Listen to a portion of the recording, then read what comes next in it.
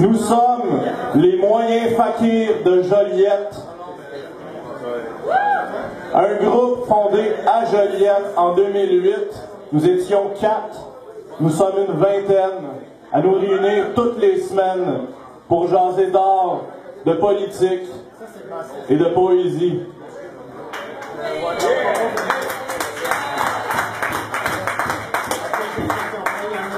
Tout ce qui disparaît, disparaît. Les baleines bleues, les chanteurs populaires, les chiens qui meurent depuis 10 ans, la job du père, tout meurt, mais tout revient. Accueillez Victor Belair. Bonjour, je m'appelle Victor Belair, je suis un moyen fakir de Joliette. C'est dans les ruelles que les garçons jouent à la Révolution, s'inventent des idoles, de faux Jaurès pleurnichant leur Vietnam, de faux Peggy chantant le grunge. C'est dans les ruelles que les garçons tapent sur des vidanges et calent du gros gin payé avec mes taxes. C'est dans les ruelles que les garçons ont reçu l'appel de Kurt Cobain un vendredi soir de poudre et de catin. Depuis ce temps, c'est dans les ruelles que les garçons communient, les yeux rouges, la chair meurtrie. Merci le rock. Dans des rassemblements de beatniks, vous avez créé Apple. À Woodstock, c'est Beyoncé que vous avez engendré. Lorsque vous lisiez Beauvoir et Marx, c'est Gwyneth Paltrow et Oprah Winfrey que vous incantiez. Avec toute votre bonne foi, vous avez fait de ce monde le paradis des Judas. Maintenant, des vegans mangeurs de fausses nouvelles rêvent des surhommes de Marvel devant leurs écrans qui scintillent. J'ai lu des poètes lugubres pour ne pas être seul dans ma chambre. J'ai siphonné des buvards à en aimer les simones pour apprécier ce monde sans issue. Je serais dans une cellule, prisonnier politique, que mon propre salut ne serait ma quête. Je suis là, à chercher la rime qui ne vient pas, à attendre les bras croisés, à t'aimer en silence, athée, seul et sans substance. Les traînées du rock'n'roll. Ils se le rencontrent lors de partous pour se lire des poèmes, pour parler d'esthétique et de politique. Dans la noirceur des maisons closes, ils fêtent en perdre leur latin, à en mettre partout sur le plancher, à pisser sur leurs femmes infidèles. Après leur boire hebdomadaire, ils vont chacun de leur côté, .08 pleurer leur solitude et soigner cette plaie de l'âme que l'on nomme insignifiance. Un poème dédié à un ami qui n'est pas là ce soir. Il était là au tout début, tapait sur des caisses, lisait ses intros improvisées. C'était le Jean-Michel Anctil de votre band. Ses chansons étaient de mauvaises blagues, puant la facilité. Le maudit criage au masculin était sa doxa. Sa polygamie était dans sa tête. Il se cachait derrière ses lunettes fumées, comme un rocker derrière le vide. Maintenant, je vais vous lire un poème qui s'appelle « Les cacas de la liberté ». C'est un titre que j'ai emprunté à un poète de notre groupe, Paul Cornelier. Les grands gestes de provocation nécrosent dans le rayon des surgelés, entre les fudges et les pogos mal rangés, par un commis bien frosté. Tes paroles sont volatiles, comme la boucane de tes tops, et tes poèmes sont pleins de marde, comme tes chats. Pour finir, je vais vous lire quelque chose qui est presque rendu un classique de la poésie québécoise. C'est un poème qui s'appelait Lucien Brancard. Cajun conscient dans un Myland québécois, tu me nourris à coups de Hey You Woman. m'inspire de tes grandes narines, comme si j'étais la ligne d'horizon d'un tableau de Jean-Paul Lemieux. C'est le bruit lourd de ton bicycle à gaz qui annonce ton arrivée à la brasserie Vieillotte. Les pintes de bière artisanales ne sont pas faites pour toi. Tu préfères boire une grosse Laurentide froide avec des pinottes en écale. Ce n'est pas la littérature que tu enseignes, c'est plutôt un hymne contre les vidéoclips festifs de Marie-Pierre Arthur. Ta fête, c'est notre fête. On s'y saoule sur Bourbon Street en chantant du Pink Floyd, du Dead Obies avec Guy Lepage. Cassidy criera au génie dans les journaux le lendemain. Il va chier tel un corbeau sur la tête de Fred Fortin, écoutant du Half Moon Run et buvant un café en anglais. Ce poème s'appelait Lucien Francoeur, à une époque où French Kiss et Oh My God étaient intraduisibles. J'écrivais que Dieu existe dans ma langue maternelle. Merci beaucoup.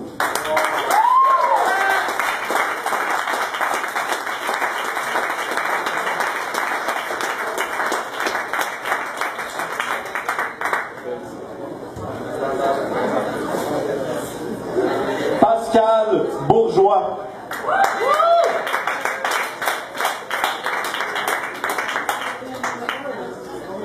Bon, alors, moi, je vous offre ce soir une série de 4 poèmes qui sont une réflexion sur la culture et sur la place de la tradition. Tu ne liras pas les classiques écrits par des hommes blancs. Tu ne céderas pas à l'oppression des cadres, à l'aliénation de la grammaire et des mathématiques. Tu te décentreras pour célébrer le pluralisme et le relativisme, défendant le soir dans des soupers le courage du rebelle. Ils ont mis le feu dans les fosses. Leurs enfants purs iront jouer sans haine dans les ruines sans testament. Ils boiront à la source de la science et la technique. Ils singeront les danses des chamanes folklorisés. Moi, je voudrais marcher à l'ombre des grands oiseaux, fouiller les cimetières sans honte pour trouver des sentiers, éprouver le repos dans la répétition du geste, éteindre ces lumières braquées sur nos enfants. À l'auto-engendrement, dans le bruit de nos éclatements à la chaîne, indifféremment et conformément uniques, dans l'adolescence fluorescente. Aux célébrations sous l'acclamation et le cri des trompettes jazz de la fin des grands récits à coups de dadaïsme postmoderne, à ce grand fatras, je te préfère. Travail patient, herméneute de cette prose que je lis en silence comme Adorno ses partitions. Je te préfère, lente floraison d'une foi pudique que j'espère pour transcender le droit. Je te préfère, amour racine, modeste devant les grandes œuvres offertes dans la pierre du temps. Je te préfère entouré de spectres à la table mise. Je te préfère pour enfanter l'insipide, le souffle profond. Je te préfère pour porter l'aube jusqu'à la natalité, à ces torches flamboyantes. Je te préfère encore, lueur d'espérance, pour déchiffrer les ombres.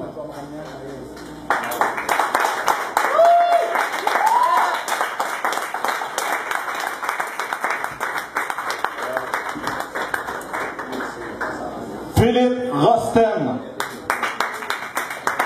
Bonsoir. Mon poème s'appelle Une vie. C'est une méditation sur la contre-culture. J'ai grandi à l'Assomption, dans la région de la Nodière, sans misère, sans culture. Adolescent, on partait à vélo. On se ramassait au terrain de golf pour voler les balles. Fuyant les pères, les oncles, les riches, on se cachait derrière un arbre. On s'ennuyait jusqu'au champ. La douceur d'un après-midi gris, le crachin des amplis. Au cégep, j'ai écouté du jazz, j'ai fumé des cigarettes et j'ai pris de la drogue, moi aussi. J'ai lu mes poèmes dans un appartement sombre et enfumé, sous en plein midi. J'ai couru par peur dans les ruelles où s'égarent les chiens et lancé des roches sur la police. J'y repense parfois comme distraitement, comme un trophée oublié mais que l'on garde. Je m'évapore dans une sociologie de la discrétion. Je fais de grands discours sur l'idéologie. Je relis Marx dans ma sobriété. Je me rappelle cette révolte empruntée, sans comprendre ce qu'il en reste. Nous avons fait nos armes, nous avons rassemblé nos idées, nous avons trahi les images, et les images nous ont trahis. Et je vous regarde, vous, les Denis Vanier, vous, les José Yvonne Pacotille, toutes ces performances, tous ces festivals, tout cet art, toute cette culture, et je me demande ce qu'est ma vie, et je me ramasse pour en finir avec le ressentiment.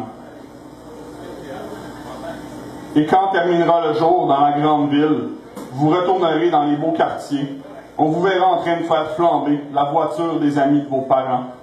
Vous aurez chacun votre ciel, chacun votre école. Vous renaîtrez avec la conviction intime d'avoir vécu. L'infini, alors, aura la couleur de vos yeux et vous serez incapable d'en battre la mesure. Merci.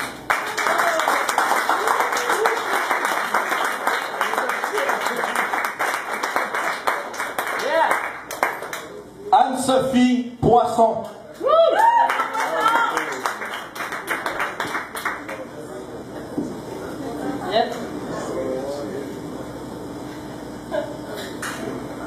Je retrouve mon identité dans le fond d'un tiroir couleur de cèdre. Mes bas sont troués et mes fenêtres closes. Je dépose sur les lattes de mon plancher un prénom pour me nommer. Je touche mes anciens poèmes et ravale ceux qui méritent. Ils se mettent seuls à l'index. Mes chemises rebelles ne se démarquent plus puisque mes opinions se sont modernisées. Polies, pacifiques, charmantes. Je m'excuse dans une langue simple. Et dans un ton sans malice, je mets l'aiguille sur le disque et attends le solo de guitare. Un cri orgasmique qui bâtit le souffle entre le respect et l'envie de tout casser. Voilà. Bon. Je pourrais parler sur ce du chaos du rock, mais pour les bienfaits de la cause, ça va être le chaos de la météo. La météo est une personne qui se salit dans les rumeurs, un être qui rattrape l'été avec une ligne et un fanal. C'est dans l'écho des fenêtres mal isolées que sa silhouette fait peur. Nous cherchons tous le chaos comme on magasine sa dernière cible. Et pour le rock, vous savez, il y a toujours un problème, c'est qu'il n'y a jamais assez de gin. On se retrouve dans un local à chaque semaine 2 fois plus sale. On vit les soirées en devenant les aumôniers du rock. Les groupies mangent nos vêtements et reniflent notre drummer. Tout est sacré lorsque la brume se lève sur la chanson. Le break arrive en même temps que le matin.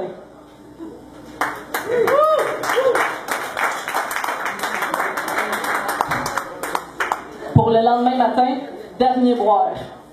Tes histoires m'ennuient quand elles manquent de sexe. J'ai pensé à la consommation prise en clôture entre tes mots de marchandises. Tu as une shop sans pépines et moi, j'ai soif. Maintenant, pour la paraculture, je parle du commerce. Donc, pour les étudiants de l'UQAM. Commun d'ennui, station Berry-UQAM, la céramique nous coupe le sang au neutre. Des étudiants crient, des pauvres achèvent, des mains se séparent, et pour le chauffeur, c'est long. Au dépanneur, les billets roulent. Un autre genre de commerce.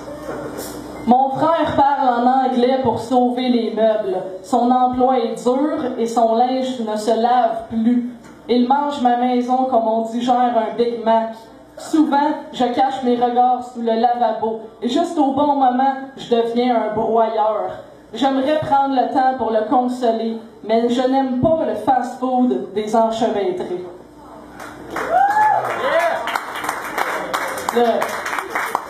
L'autre frère et l'autre commerce. Le postier écrit des manifestes pour changer l'air des paroissiens. Il mange du papier, avale les timbres et digère le poste mandaté. Quand le service est lent, on blâme la sorcière qui se fait livrer de la magie et des choses chères. On bouscule la fermeture en même temps que le commis. Il met la clé dans la serrure et fait un poème sur l'arythmie.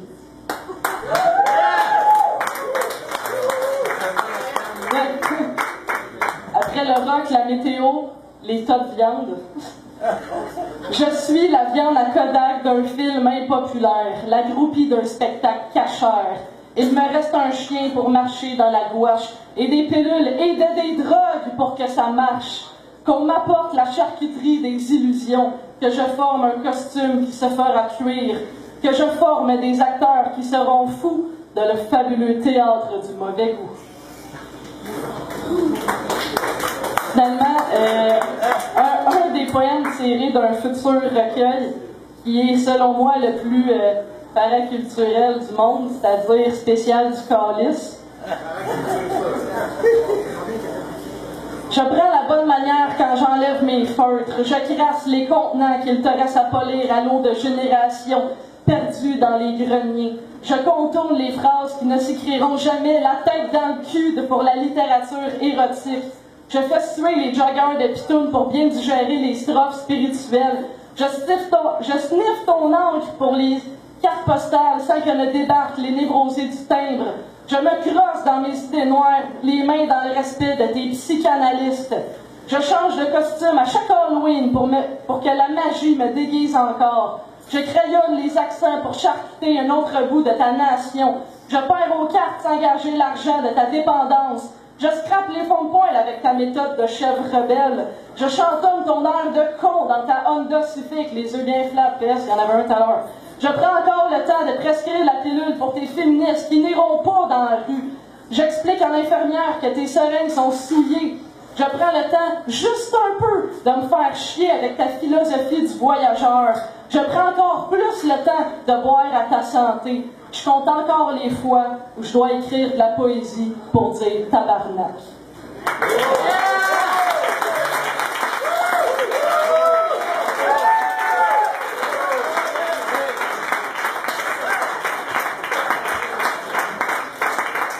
Nous sommes les moyens fakirs de Joliette.